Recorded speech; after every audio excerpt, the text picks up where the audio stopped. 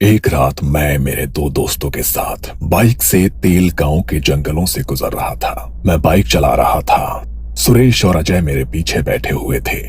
पूर्णिमा की रात थी और चांद निकल आया था, इसलिए रास्ते पर थोड़ा बहुत उजाला फैला हुआ था। जंगल का रास्ता सुनसान था। रास्ते पर सिर्फ हमारी ही बाइक थी।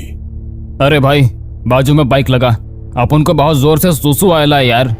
मुझे भी टंकी खाली करनी थी, इसलिए मैंने बाइक रास्ते के किनारे लगाई। मैं और सुरेश रास्ते के किनारे चले गए और अजय दूसरे किनारे टॉयलेट करने के लिए चला गया। जब मैंने और सुरेश ने अपना काम कर लिया तो हम बाइक की तरफ गए, लेकिन हमने देखा कि अजय वहां पर नहीं है। हमने चारों ओर देखा, लेकिन हमें अजय कहीं पर भी दिखाई नहीं दिया। अजय भाई, कहाँ हो तुम? सुरेश ने अजय को आवाज देते हुए कहा, लेकिन अजय ने कोई भी जवाब नहीं दिया। मुझे लगा कि वो वहीं कहीं छुपा हुआ है और हमारे साथ मजाक कर रहा है, इसलिए मैंने कहा, देख भाई, अगर तू मेरे 5 गिनने से पहले यहाँ नहीं आया तो हम यहाँ से चले जाएंगे। और मैंने गिनना शुरू कर दिया। 1 2 3 4 5। तभी हमें जंगल से अजय की चीख सुनाई दी, भाई बचाओ! अरे मुझे लगता है कि वो हमें पोपट बना रहा है। नहीं सुरेश, वो सच में किसी मुसीबत में है, क्योंकि उसकी चीख असली लग रही है। तभी हमने अजय की एक और चीख सुनी। मुझे छोड़ दो, मुझे छोड़ दो। वो किसी से उसे छोड़ने की विनती कर रहा था।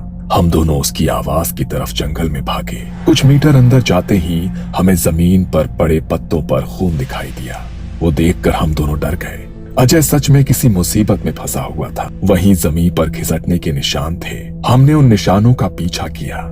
तभी अजय के चीखने की आवाज आई। हमने उसकी आवाज की ओर देखा तो हमें दिखाई दिया कि दूर एक काली साड़ी पहनी हुई औरत अजय का पैर पकड़कर घसीटते हुए ले जा रही है। हमने उस औरत का पीछा किया, लेकिन उसकी गति बहुत ज्यादा थी। देखते ही देखते वो जंगल में गायब हो गई। अजय दर्द से चीख रहा था, हमें आवाज दे रहा था। हम दोनों ने जमीन पर पड़े घसीटने के निशान का पीछा किया।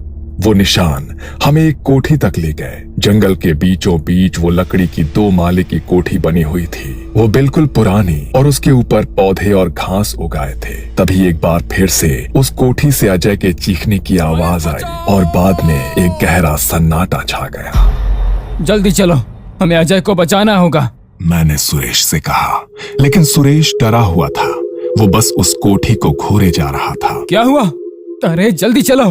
नहीं, हमें वहां नहीं जाना चाहिए, क्योंकि वो डायन है। क्या तुमने देखा वो अजय को कैसे घसीटती हुई ले गई? एक साधारण औरत ऐसा कुछ भी नहीं कर सकती। सुरेश घबराते हुए मुझसे बोला, अरे ऐसा कुछ नहीं है। पहली बात तो ये कि वो औरत है, आदमी हम नहीं जानते, क्योंकि हमने उसका चेहरा देखा ही नहीं है। ऐसा भी तो हो सकता है कि वो कोई आदमी हो जिसने साड़ी पहनी हो, और वो कोई पागल या साइको किलर हो। इसलिए इससे पहले कि वो अजय की जान ले, हमें उसे बचाना होगा। नहीं, मुझे नहीं लगता कि हम अजय को बचा पाएंगे। हमें यहाँ से अपनी जान बचाकर भाग जाना चाहिए। चुप हो जाओ। अरे यार, वो हमारा दोस्त है, हम उसे ऐसे मरने के लिए नहीं छोड़ सकते। चुपचाप मेरे पीछे आओ, हम उस व्यक्ति को सबक सिखाएंगे, मैंने उसे कहा। हम दोनों ने वहां पर पड़ी लकड़ियों की लाठियां उठाई और कोठी के पास गए। मैंने जैसे ही दरवाजा अंदर धकेला, अंदर से चमगादड़ों का झुंड उड़ते हुए बाहर निकला और सुरेश चिल्लाने लगा, देखो, मैंने कहा था ना, वो डायन होगी। डायन जहाँ पर रहती है वहाँ पर चमगादड़ होते ही हैं। और ये तुम्हें किसने बताया? मैंने मूवीज में देखा है। चुप करो यार और मेरे पीछे आ। ऐसा कहकर मैं कोठी के अंदर घुस गया। मैंने टॉर्च जलाई तो कोठी के अंदर चारों ओर मकड़ियों के जाले थे। सब तरफ धूल और मिट्टी थी। लकड़ी की कुर्सियां, टेबल सभी कीड़ों ने खा खा कर मिट्टी में बदल दिए थे। दीवार पे कुछ फोटो फ्रेम्स लगी हुई थी, जिसमें एक आदमी और एक औरत थी। उस पर भी धूल जमी हुई थी। तभी अजय बहुत ही खौफनाक आवाज में चीखा और अचानक से उसकी आवाज बंद हो गई। वो आवाज दूसरे माले से आई थी। जल्दी से मेरे पीछे आओ, मैंने सुरेश से कहा, लेकिन उसने मेरा हाथ पकड़ लिया। नहीं, ऊपर मत जाओ, वरना वो हमें भी मार डालेगी। घबराते हुए मुझसे बोला। मैंने अपना हाथ उसके हाथ से छुड़ा लिया और मैं दूसरे माले पे जाने वाली सीढ़ियों की तरफ भागा और मैंने देखा कि सीढ़ियों से खून बह रहा था और वो दूसरे माले से आ रहा था। मैं घबरा गया लेकिन मुझे अजय की जान बचानी थी। खून देखकर सुरेश मुझे वहां से भाग जाने के लिए कह रहा था, लेकिन मैं अपने दोस्त को मरने के लिए नहीं छोड़ सकता था। मैं भागते हुए दूसरे माले पे गया और सामने का नजारा देखकर मेरे रोंगटे खड़े हो गए। डर के मारे मैं कांपने लगा। सुरेश तो वो भयानक मंजर देखकर चीख उठा, क्योंकि कॉरिडोर में छत से अजय की लाश लटक रही थी। उसके दोनों पैर एक काले रस्सी में बंधे हुए थे जो छत से बांधी गई थी, और उसके हाथ जमीन की तरफ लटक रहे थे, लेकिन वहां से उसका सिर गायब था। तभी हमें अजय की आवाज सुनाई दी, भाई मुझे बचाओ। लेकिन ये कैसे मुमकिन है? अजय तो मर चुका है। शायद नहीं, क्योंकि इस लाश का सर नहीं है और इसके शरीर पर कोई कपड़े भी नहीं है, इसलिए हम नहीं कह सकते कि वो मर चुका है। अजय की आवाज एक कमरे से आ रही थी। हम लोग हाथ में लाठियां लेकर उस कमरे में गए। कमरे में अंधेरा था। हमने मोबाइल की टॉर्च से कोने में देखा तो कोने में वही औरत बैठी थी। उस औरत ने सिर पर पल्लू ओढ़ा हुआ था और उसकी पीठ हमारी तरफ थी, लेकिन वो औरत अजय की आवाज में रो रही थी। हमें कुछ भी समझ में नहीं आ रहा था कि क्या हो रहा है। कौन हो तुम और अजय कहाँ है? मैंने उस औरत से पूछा। तभी कोने में बैठे उस औरत ने मुड़कर हमारी तरफ देखा और सामने का मंजर देखकर हमारे रोंगटे खड़े हो गए, क्योंकि उस औरत का सर नहीं था। उसके हाथ में अजय का कटा सिर था। दोस्तों, मैं यहाँ हूँ। अजय का सिर हमसे बोला। हम जान चुके थे कि उस सिर कटी औरत ने ही अजय का खून किया है, और बाहर कॉरिडोर में जो लाश लटक रही थी वो अजय की ही है। वो औरत चुड़ैल या डायन थी, या रूह, या फिर आत्मा, ये तो हम नहीं जानते थे, लेकिन हम ये जानते थे कि वो इंसान नहीं है और हमारे खून की प्यासी है। हम दोनों बहुत ज्यादा डर गए थे। हम आंख फाड़ कर उसकी ओर देख रहे थे। तभी उस औरत ने अजय का सिर अपने गले पर लगाया। उसने अपने गले को कुछ झटके दिए और अजय का सिर अब उसका हो गया। उसके बाद वो मुस्कुराई और हाथ हमारी तरफ करते हुए बोली, मुझे मेरा सिर ला दो, मुझे मेरा सिर ला दो, वरना मैं तुम्हारा सिर ले लूंगी। ये सुनकर मैं और सुरेश वहां से उस घर से भागे। मैं जंगल में भाग रहा था, लेकिन कुछ दूर जाते ही मैं समझ गया कि मैं अकेला भाग रहा हूँ और मेरे पीछे सुरेश कहीं भी नहीं है। मैं कुछ मीटर पीछे चला गया। मैंने देखा कि सुरेश उस भूतिया कोठी की तरफ जा रहा है। मैं भागते हुए उसके पीछे गया। सुरेश, तू कोठी की तरफ क्यों जा रहा है? भाग यहाँ से, वरना वो तुम्हें भी मार डालेगी। लेकिन सुरेश रुका नहीं। वो कोठी के बाहर तक जा पहुंचा। तभी मेरी नजर दूसरी मंजिल की खिड़की की तरफ गई, तो खिड़की में वो सिर कटी औरत थी जिसने अजय का सिर पहन लिया था, और वो मेरी तरफ देखकर मुस्कुरा रही थी। मैं जान चुका था कि उस औरत ने सुरेश को सम्मोहित कर लिया है और इसलिए वो कोठी के अंदर जा रहा है। वो अपने होश में नहीं था, तो मैंने उसका हाथ पकड़ लिया और उसे वहां से दूर खींच कर ले गया। लेकिन सुरेश ने मुझे धक्का मारा और मैं पेड़ से जा टकराया। मेरा सिर जख्मी हो गया और आंख के सामने सब कुछ धुंधला धुंधला दिखाई देने लगा।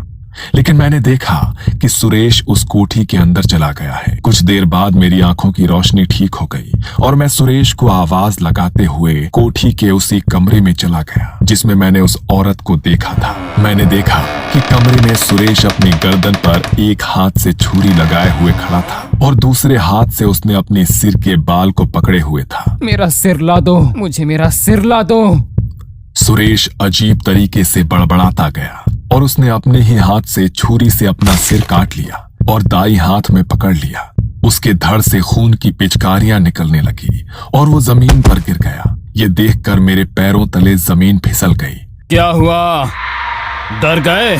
मेरे पीछे से अजय की आवाज आई। मैंने मुड़कर देखा तो खिड़की में वही सर कटी औरत बैठी थी जिसने अजय का सर पहना था। मैं वहां से भागा और दरवाजे तक पहुंचा, लेकिन मुझसे पहले ही वो दरवाजे तक पहुंच गई थी और दरवाजे के बिल्कुल सामने खड़ी थी। मैं वहां से बाहर नहीं जा सकता था।